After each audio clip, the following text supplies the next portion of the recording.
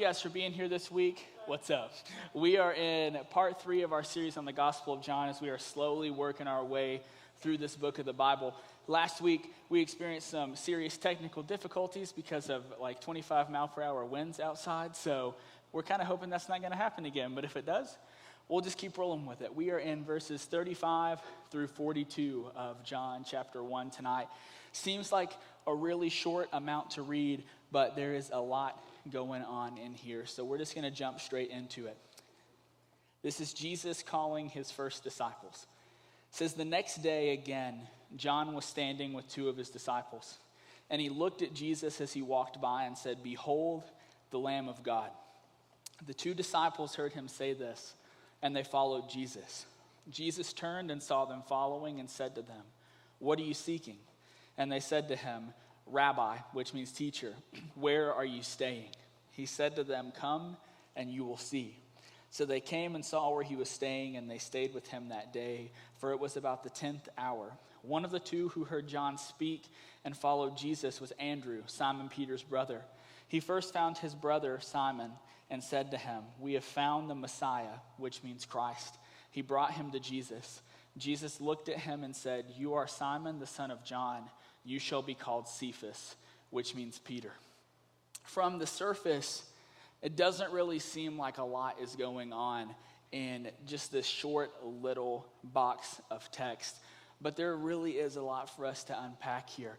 When Jesus is calling his first disciples, we see John the Baptist standing with 2 of those who followed him. All right, so these guys were being discipled by John. And up to this point, he had been their leader, the one that they looked to, the one that they trusted.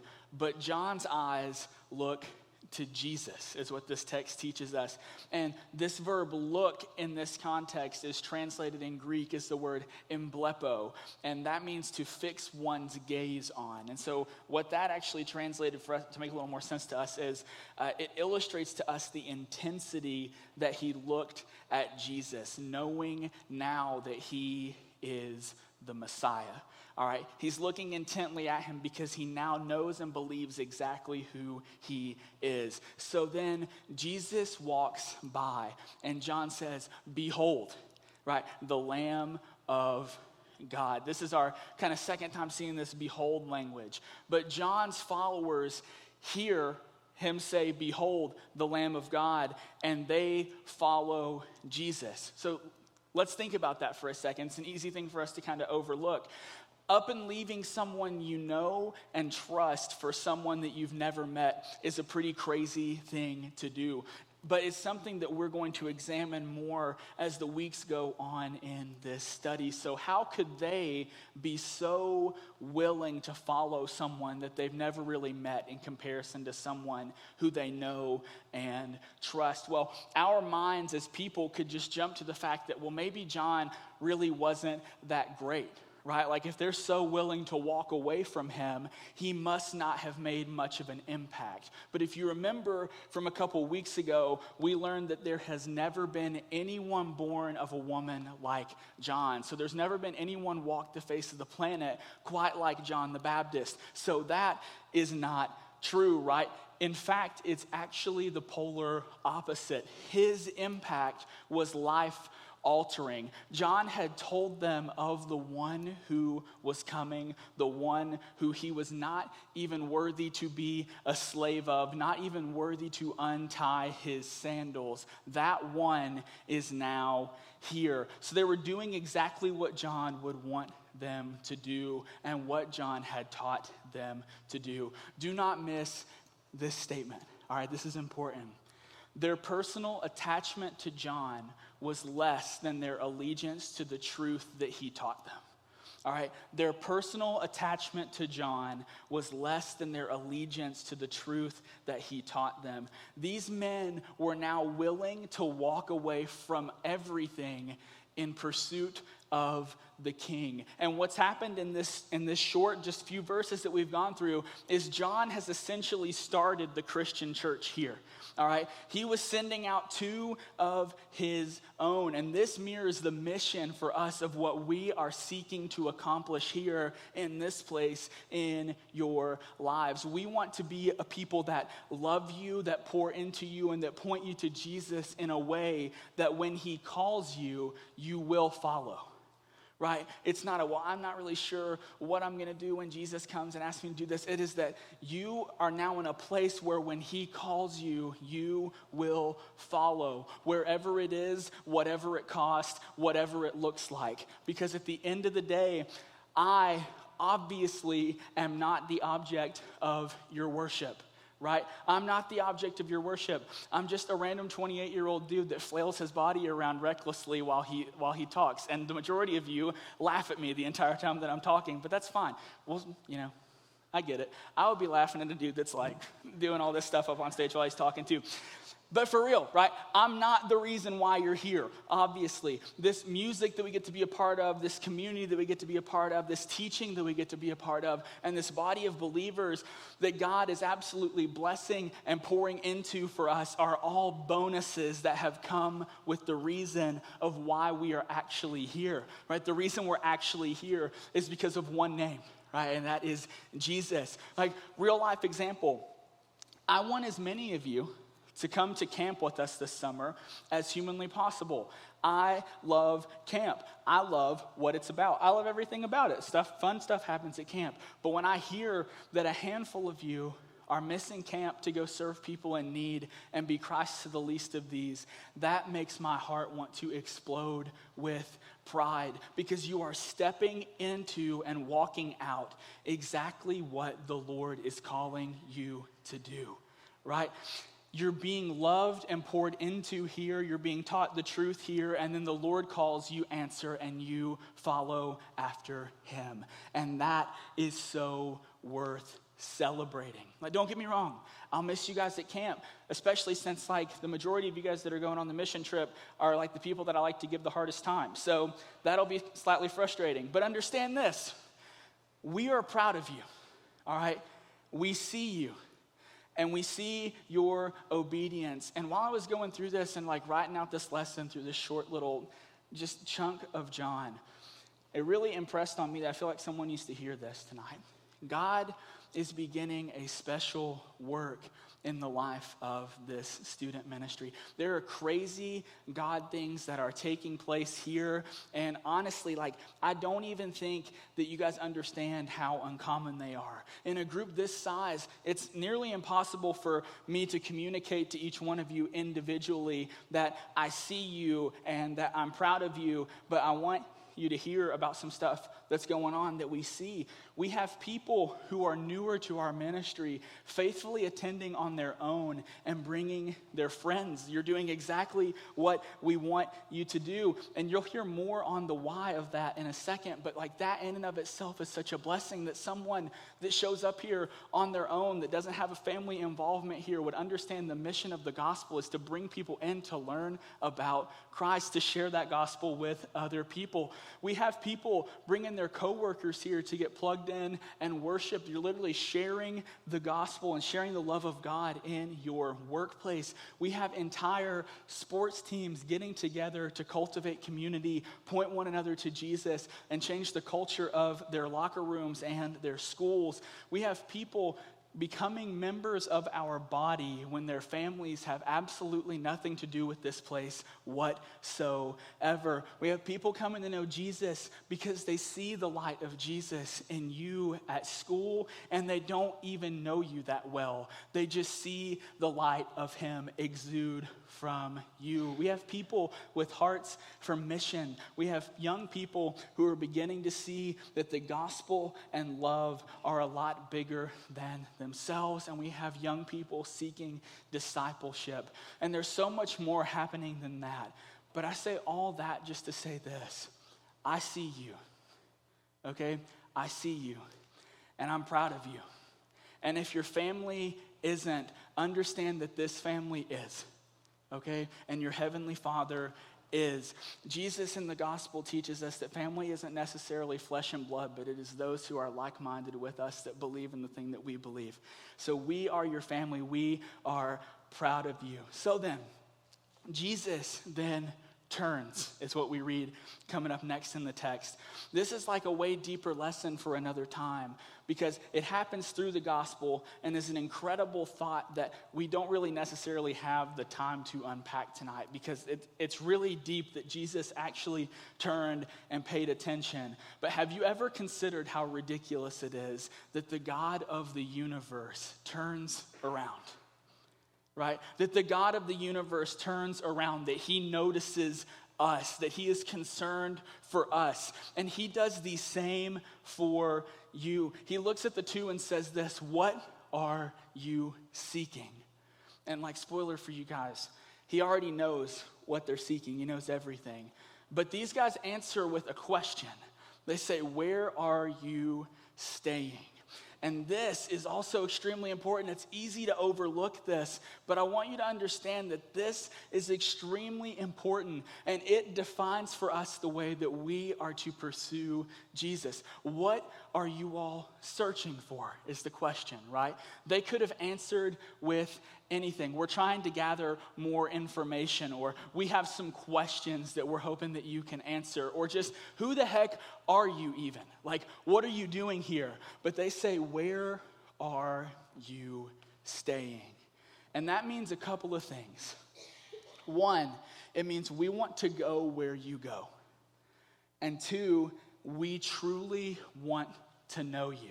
If you notice through the Gospels, Jesus often breaks bread with people in their own homes, meaning that he gathers around the table and he eats with them. He has a lot of his talks with folks in their houses, around their tables, while eating. It's a big reason why we read in this that he's misinterpreted as a glutton, right? Someone that consumes way too much. But the reason why he met in the home was because culturally, an invitation into the home is the opportunity to truly know someone, right? They are inviting you into their lives, so to speak, if they are inviting you into their homes. So what these followers were truly saying to Jesus by responding with where are you staying is this: we are searching to truly know you.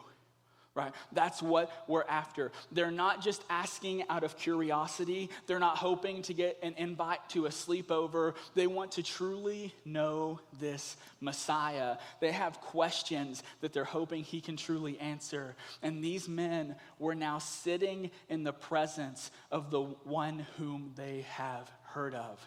And the thing for you guys as followers of Christ, you will do the same thing in your pursuit of him. So often we get so confused and caught up in our walks with the Lord. We wrestle with doubts. We wrestle with the words of man. We wrestle with the fact that we don't feel the way that we used to whenever we first put our faith and our hope and our trust in Jesus.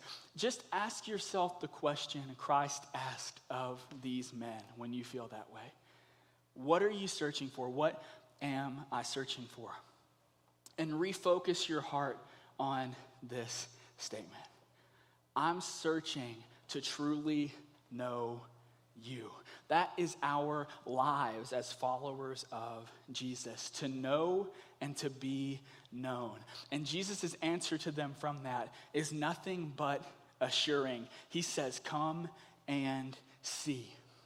All right, come and see. And that's his answer for you as well. Come and see. Right? I welcome you. You are invited to know me deeply the way that I already know you. You can bring your doubts. You can bring the cultural things you've heard. You can bring your feelings. You can just remember that your life is to know me and be known by me. Come on in is his invitation to you. The fact of the matter is some of you guys are stuck standing outside in the rain. All right, you've been there for months. Maybe you feel like you've been out there for years. And the fact of the matter for you is that it's just not getting any easier. But you need to understand he's welcoming you in. All right, there is nothing you've done that can make him lock the door and never let you back in. You have to believe that. All right, there's nothing that you've done that can make him lock the door and never let you back in. So as we continue on, Andrew is one of the two who had followed Jesus. And his immediate response is to go find his brother and tell him, right? So Andrew's immediate response after realizing this is the Messiah is, I need to go and tell my brother about this. Understand this. This is big. To encounter Jesus and discover his true identity is to become a missionary. All right, to encounter Jesus and discover his true identity is to become a missionary. There is no other option for the honest believer. Missionary work begins at home.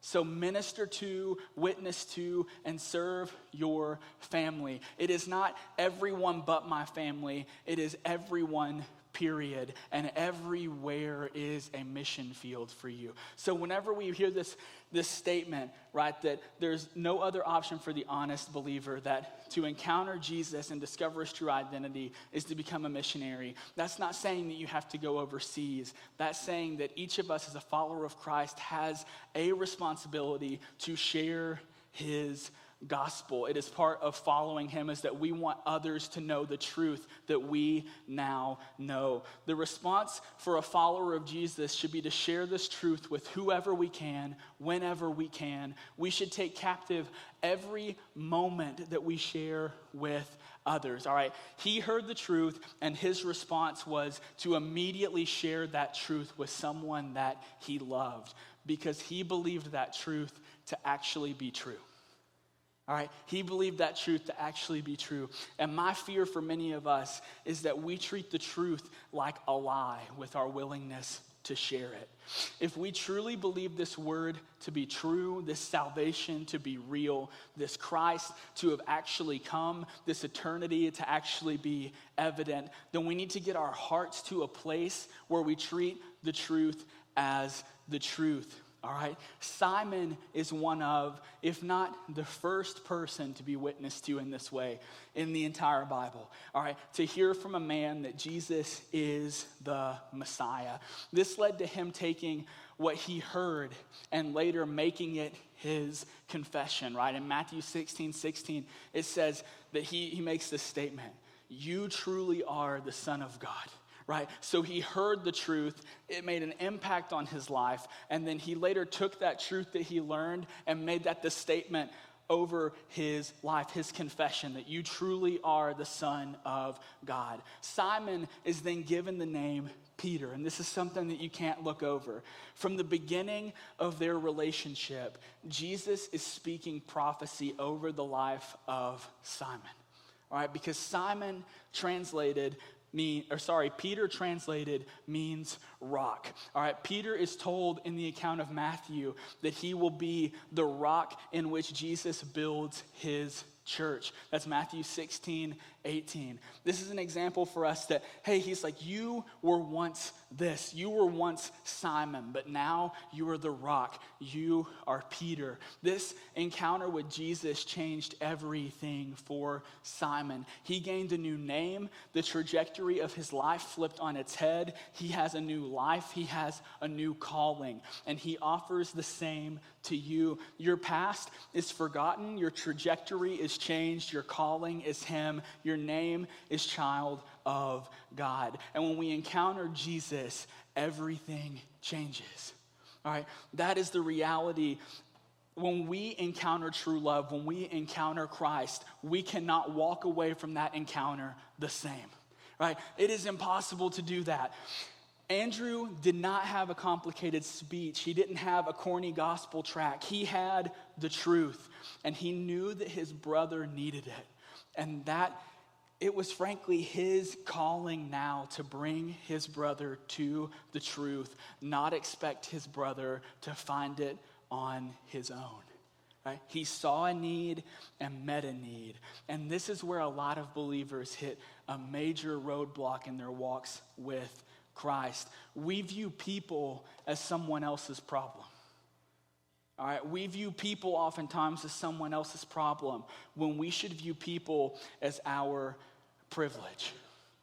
Right? It should be our privilege to meet someone where they're at. It should be our privilege to share good news with someone. It should be our privilege to assist them and help them and walk with them.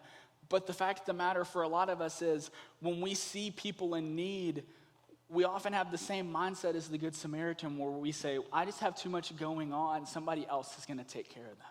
It's someone else's job, it's someone else's responsibility to come along and take care of this person and motivate them and lead them and do these things for them. When in reality, it's not someone else's problem. It's not someone else's responsibility. It's our privilege to come alongside of someone and help them when they are in need. Think about it this way, right?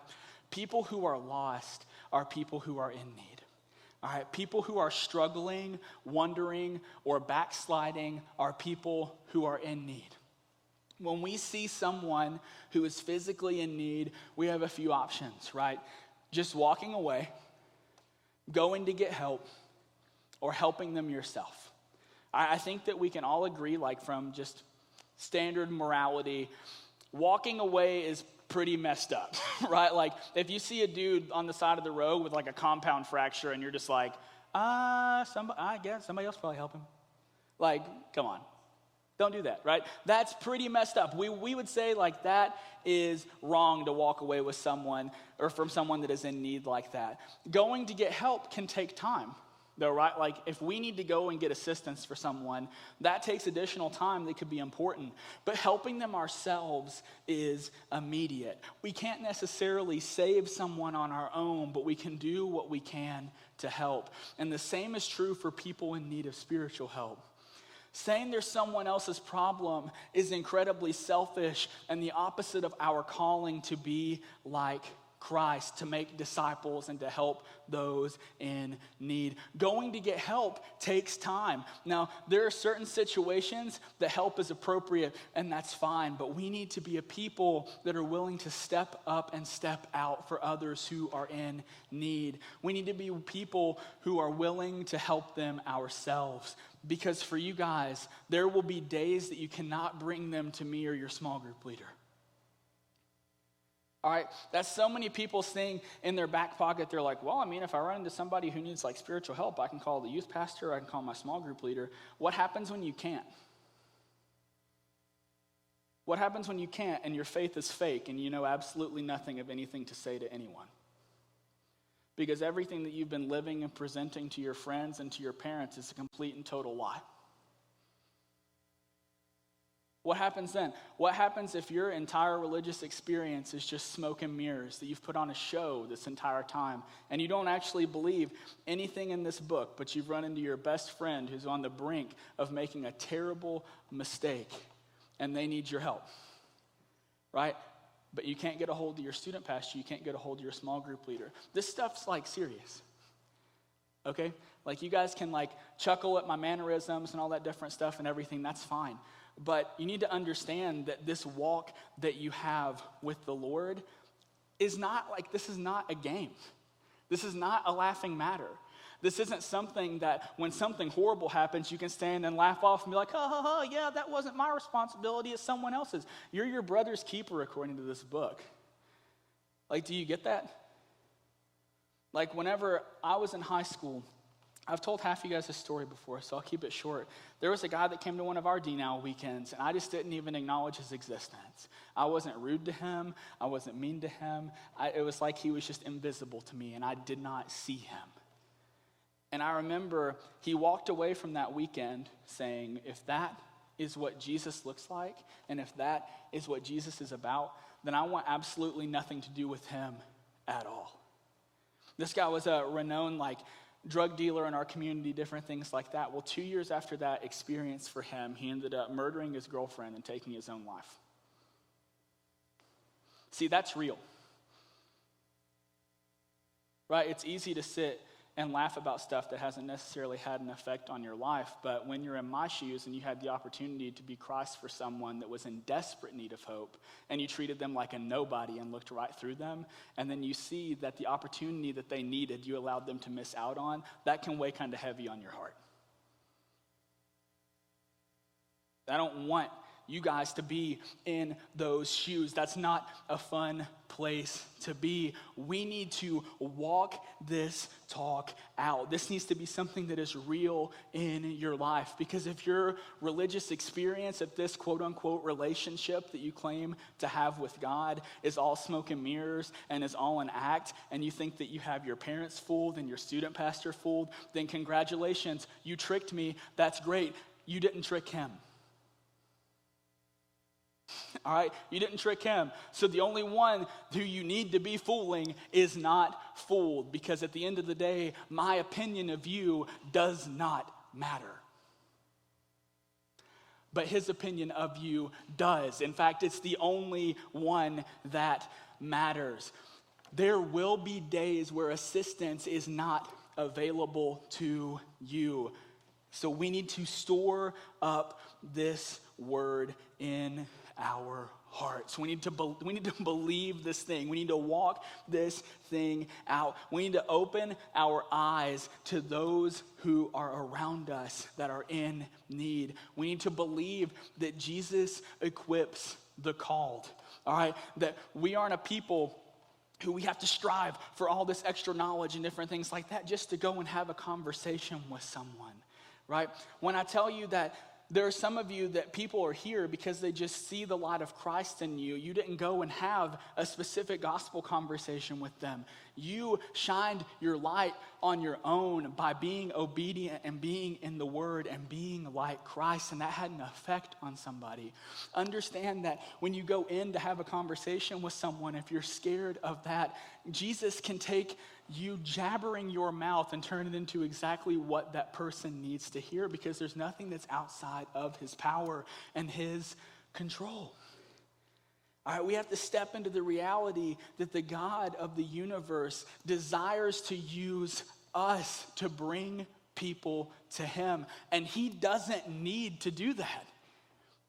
Right? All the proof in the world that he doesn't need us is all around you. Right? There are people in the Middle East coming to know Christ in visions of him in their dreams without any missionary influence whatsoever. Right? And what does that point to? It points to the fact that we are not doing a very good job of making disciples of all nations, but it also points to the fact that God doesn't need you.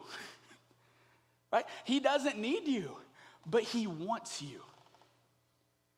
Right, the God of the universe, the one who made it all, the creator of everything, has a heart for you individually. He has a heart for people globally, but he has a heart for you individually. He loves you in such a way that if you were the only person that ever walked the face of this planet and you were in sin, he would still send his son to die on the cross for you, because he loves you.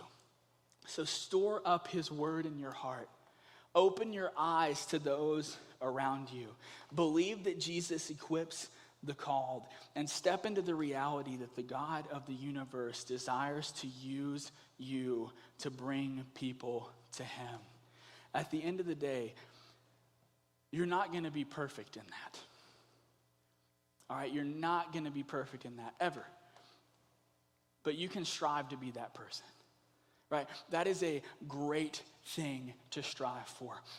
When we look through this text, we see a man in John the Baptist who knew that he was not the Christ, but had come to prepare the way for him. And that is a really good person to admire and a really good person to look up to, because he knew who he was, but more importantly, he knew whose he was, that he did belong to Christ, that the Messiah had come and he was not it, but that he would do everything and anything to walk out that truth and point people to Jesus. Strive to be that person. Because if you strive to be that person, you will have an impact on those around you. All right, you will. So we're going to pick back up in John chapter 1 next week. We're going to be talking about how Jesus calls Philip and Nathanael. It's another short little section, but we're just going to keep working through this thing nice and slowly. We're going to be in the book of John for a long time because it's extremely important to have a firm understanding of the gospel, to know Jesus, to know about him, to know what he did on our behalf and for us. So we're just going to keep sitting in this. I thank you guys for being here. If you haven't signed up for the lock-in or anything like that yet and you want to be a part of it, please get signed up for that by tomorrow night. That would be extremely helpful. And then we've got camp coming up this summer, a bunch of other different things like that we'll get out in front of you. But I'm going to pray real quick, and then you guys are dismissed. God, thank you for tonight. Thank you for the opportunity to be here and to dig into your word. Thank you for the way that you love us. Thank you for opportunities just to draw near to you and to worship you, and God, just to spend time with you. I pray